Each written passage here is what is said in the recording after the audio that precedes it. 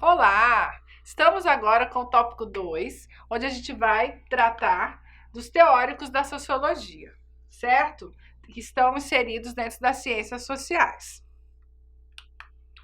Bom, aqui de primeiro instante, eu destaquei para vocês os principais teóricos, mas lá na nossa apostila a gente vai ter os teóricos fundamentais, né, que foram especificados, que são o Emile Durkheim, o Karl Marx e o Max Weber. Mas a gente não pode esquecer de citar o Saint-Simon, o Auguste Comte e o Herbert Spencer. Por quê? Porque foram fundadores, eram filósofos que acabaram fugindo daquela mesma posição que existia anteriormente e se concentrando no comportamento social. Sobretudo o Auguste Comte, que vem modificar e introduzir a sociologia, onde ele vai se basear numa teoria que ele amarrava ao positivismo. Ele é o criador do positivismo. O que é positivismo, professora? Bom, positivismo é a gente declarar que algo está perfeito, está positivo, que não há tendências a se deteriorar, não há tendências a se mesclar, certo?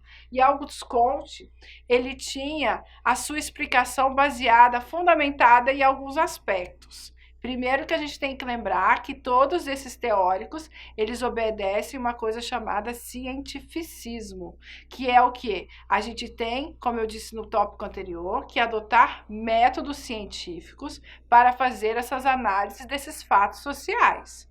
Lembrando que a gente está lidando com pessoas, com indivíduos, com seres humanos dinâmicos. Auguste Comte, o pai da sociologia, ele vem se amarrar anteriormente na filosofia social.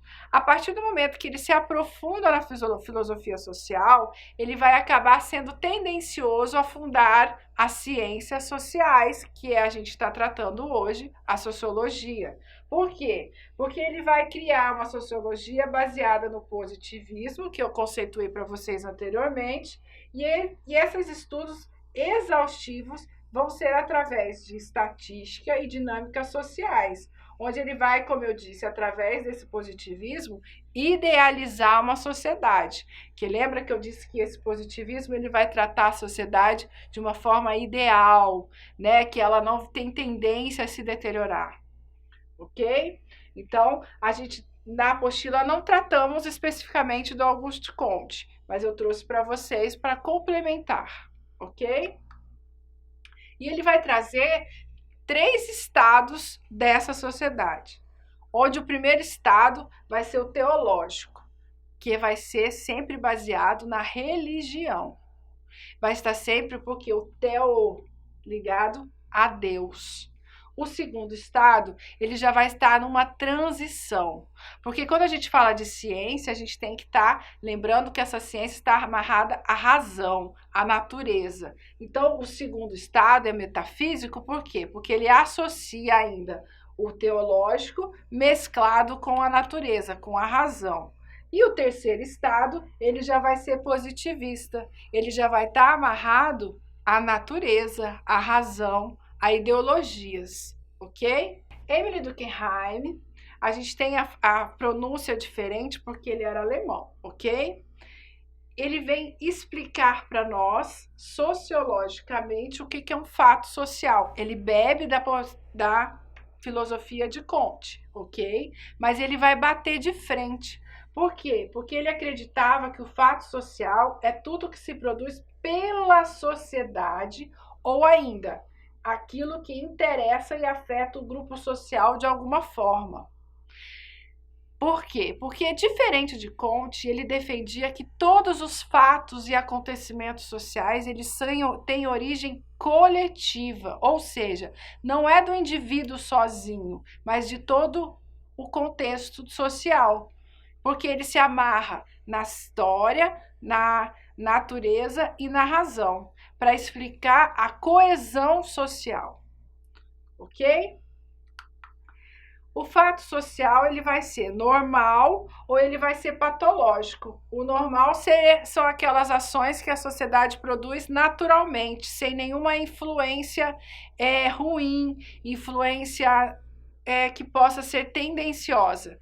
E o patológico é baseado numa sociedade doente, cheia de defeitos, cheia de problemas. Tá? Onde o indivíduo acaba se contaminando com esses problemas. E um fato importante do Durkheim é que ele vai reconhecer de que o sistema de símbolos culturais são base importante para a integração da sociedade. Por quê? Porque, como eu disse, ele se baseia do coletivo para o individual. Então, todos os fatores importantes daquela sociedade vão influenciar a formação da vida daquele indivíduo. Por exemplo, se nós temos um indivíduo que nasceu lá no meio da comunidade, né, de uma comunidade lá no Rio de Janeiro, tipo, não sei se vocês conhecem o Morro do Macaco, que é uma comunidade violenta, desestruturada, né, com problemas sociais gravíssimos, né, comandada por um tráfico. Aí nasceu o indivíduo lá. A tendência desse indivíduo é ele ficar tendencioso para o lado do tráfico ou ele ser um bom indivíduo? Entendeu?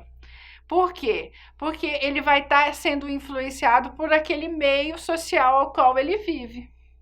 Então, isso pode ser tendencioso para ele ou não. Durkheim defendia que sim, que ele estava sim, era tendencioso sim a se auto-identificar e se identificar-se com aquele meio e dele se reproduzir os efeitos. Entenderam? E aí ele vai ter um assunto que ele vai se dedicar com mais afinco. Ele vai lançar o suicídio, onde ele dizia que se o equilíbrio dos aspectos abstratos e concretos da consciência coletiva não são observados, então várias patologias se tornam evidentes. Por exemplo, a diferenciação dos indivíduos e das profissões, a regressão da autoridade, da tradição e o domínio crescente da razão. Ele vai se dedicar ao suicídio, ele vai dizer que o suicídio pode ser aplicado de 3 modos. O altruísta, que é aquele que você nasce com a essência a ser suicida. O egoísta, que você não se vê encaixado na sociedade. E o anômano, que é diante de todo o caos que a sociedade que você está inserido vive.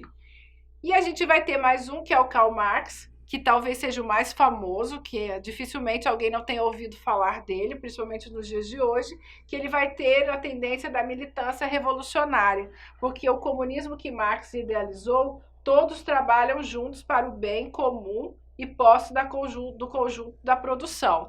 Por quê? Porque Karl Marx ele era economista, né? Ele era político, ele era militante mesmo.